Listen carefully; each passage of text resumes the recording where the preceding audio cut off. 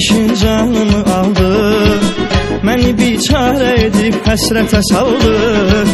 Yığıver bir şeyini sən elə getdin, mənə tək qüssə kədər xatirə qaldı.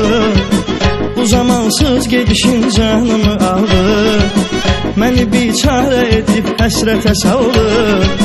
Yığıver bir şeyini sən elə getdin, mənə tək qüssə kədər xatirə qaldı. Axı getsən nədən ətrin alaram mən, nə olar getmə ki sənsiz qalaram mən.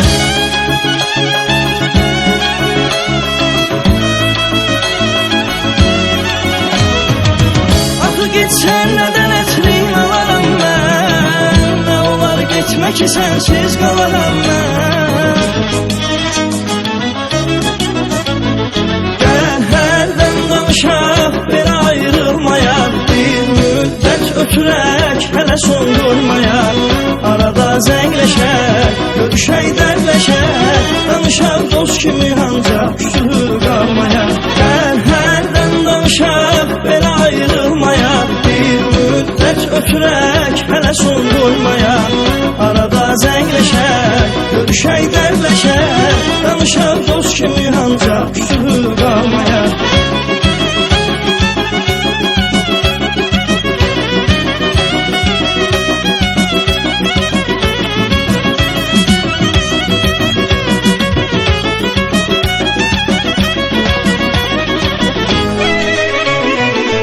Danışaq dost kimi olsun, bu da bəsdir. Mənə sənsiz yaşamaq heçdirə bəsdir. Səsini dinləməyi çoxmu görürsən, o məni məhl eləyən yeganə səsdir. Danışaq dost kimi olsun, bu da bəsdir. Mənə sənsiz yaşamaq heçdirə bəsdir. Səsini dinləməyi çoxmu görürsən,